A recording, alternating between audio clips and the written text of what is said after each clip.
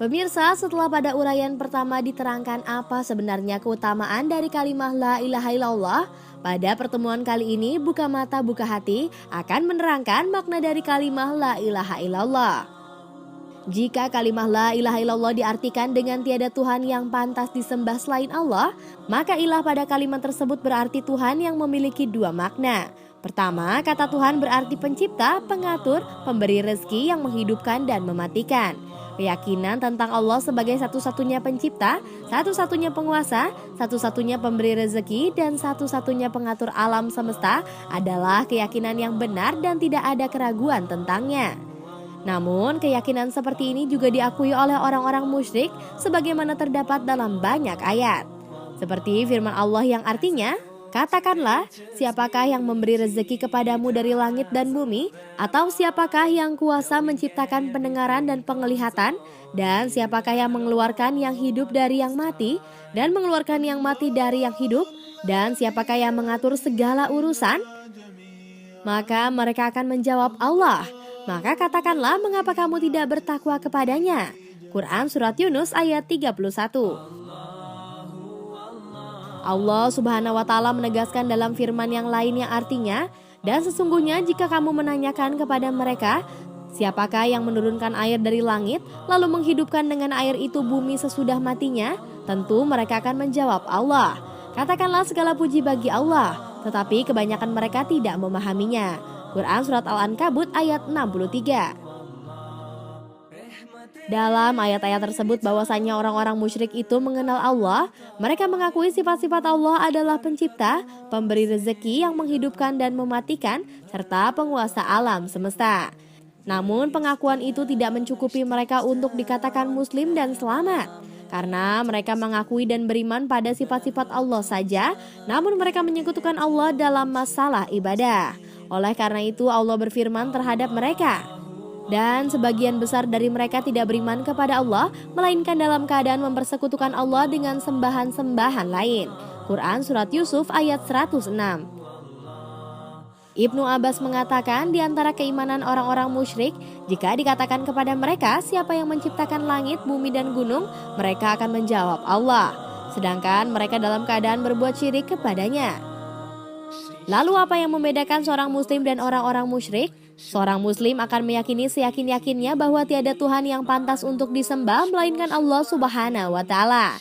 Sedangkan seorang musyrik hanya meyakini sifat dari Allah saja tanpa meyakininya, karena mereka masih melakukan sifat syirik dengan menyekutukan Allah Subhanahu wa Ta'ala. Makna kedua, Allah sebagai satu-satunya yang wajib disembah. Seperti yang dijelaskan dalam firman Allah Subhanahu wa Ta'ala yang artinya, yang demikian itu dikarenakan Allah adalah sesembahan yang hak atau benar, adapun segala sesuatu yang mereka sembah selainnya adalah sesembahan yang batil. Quran Surat Luqman ayat 30. Ayat ini menunjukkan bahwa sesembahan selain Allah adalah sesembahan yang batil, sesembahan yang tidak berhak untuk diibadahi, dan Allah lah sesembahan yang benar. Orang yang mengucapkan la ilaha illallah harus melaksanakan konsekuensinya, yaitu beribadah kepada Allah, tidak berbuat syirik, dan melaksanakan kewajiban-kewajiban Islam. Suatu ketika Rasulullah SAW ditanya mengenai amalan yang bisa dimasukkan ke dalam surga. Maka beliau menjawab, kamu beribadah kepada Allah dan tidak mempersekutukannya dengan suatu apapun. Kamu mendirikan sholat wajib, zakat yang telah difardukan, dan berpuasa Ramadan. Hadis riwayat Bukhari dan Muslim dari Abu Hurairah radhiyallahu anhu. Kalimat la ilaha illallah mengandung konsekuensi tidak mengangkat ilah, sesembahan selain Allah. Sementara ilah adalah zat yang ditaati dan tidak didurhakai, yang dilandasi dengan perasaan takut dan pengagungan kepadanya. Zat yang menjadi tumpuan rasa cinta dan takut, tawakal, permohonan dan doa. Dan ini semuanya tidak pantas dipersembahkan kecuali kepada Allah Azza wa Jalla. Barang siapa yang mempersekutukan makhluk dengan Allah dalam masalah-masalah ini, maka hal itu merusak keikhlasan dan kemurnian tauhidnya. Dan di dalam dirinya terdapat bentuk penghambaan kepada makhluk sesuai dengan kadar ketergantungan hati kepada selainnya. Dan ini semua termasuk cabang kemusyrikan. Kalimat la ilaha illallah tidak cukup hanya diucapkan tanpa ada keyakinan dan pelaksanaan terhadap kandungan dan konsekuensinya. Seorang yang mengucapkan la ilaha illallah pun harus melandasi syahadatnya dengan keyakinan.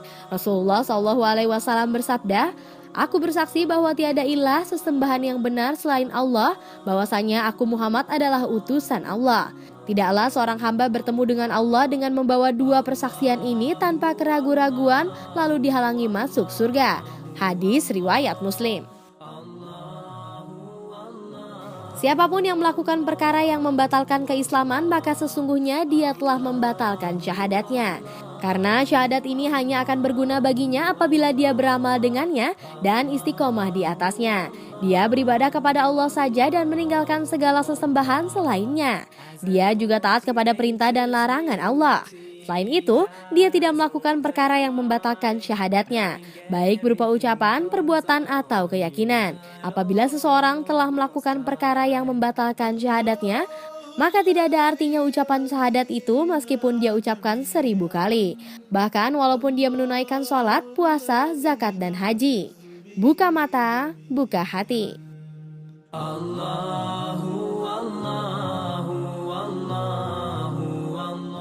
Pemirsa yang dirahmati oleh Allah Subhanahu wa Ta'ala, ada satu kalimat yang nilainya sangat besar dari segala dunia dan seisinya. Ada satu kalimat yang nilainya tiada bandingannya di antara jagat semesta dan alam raya sekalipun. Apa kalimat itu?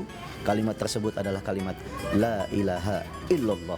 Tiada Tuhan selain Allah Subhanahu wa Ta'ala. Ini adalah kalimat penghantar kita kepada ketauhidan. Kalimat yang menghantarkan kita, membawa iman kita menuju Allah Subhanahu wa Ta'ala. Kalimat yang ketika kita ucapkan, runtuh segala dosa dan kesalahan kita. Kalimat yang ketika kita ucapkan, semakin tebal iman kita. Kalimat yang ketika kita ucapkan, kita akan menenangkan hati kita. Ala bidzikrillahi tatma'innul qulub. Ketahuilah oleh kalian bahwasanya yang menenangkan hati itu adalah mengingat Allah. Caranya gimana? Tuh, senantiasa kita berzikir kepada Allah. Nabi juga bilang, jaddidu imanakum biqauli la ilaha illallah. Perbaharui, pertebal iman kalian dengan kalimat la ilaha illallah. Orang yang tidak melepaskan lisannya dengan menyebut kalimat la ilaha illallah, la ilaha illallah, maka insya Allah orang tersebut jauh dari fitnah, jauh dari dosa kesalahan, dan kemudian Allah tenangkan hatinya, anti galau, anti resah, nggak bakal dia sedih dalam hidupnya, senantiasa merasakan syukur kepada Allah, kemudian ia akan berbahagia selama-lamanya. Ini adalah kelebihan daripada kalimat la ilaha illallah. Ada lagi pemirsa, bahwasanya kalimat la ilaha illallah sesungguhnya adalah kalimat yang paling mudah diucapkan oleh anak manusia. Kenapa? Makanya ini kalimat adalah kalimat kunci surga kita. Kalau ada manusia yang ketika akhir hayat hidupnya sanggup mengucapkan kalimat la ilaha illallah, maka jaminannya adalah surga. Padahal ini kalimat paling mudah, tapi kenapa banyak orang yang susah mengucapkannya ketika meninggal dunia? Kalimat ini la ilaha illallah tidak sampai membuat bibir kita nempel sama bibir atas sama bibir bawah nempel, enggak. La ilaha illallah. Ini adalah kalimat yang mudah, nggak harus menggerakkan bibir, nggak harus menempelkan bibir. Tapi kalau kita tidak pernah membiasakan diri kita untuk mengucapkan kalimat zikrullah itu, tidak pernah membiasakan membasahi lidah kita dengan kalimat la ilaha illallah, maka nanti akhir hayat kita akan sulit untuk mengucapkannya. Tapi kalau kita senantiasa melazimkan, setiap hari kita zikir la ilaha illallah, la ilaha illallah, dalam keadaan apapun, dalam kondisi apapun kita baca la ilaha illallah, la ilaha illallah, maka akhir hidup kita akan terbiasa untuk mengucap la ilaha illallah.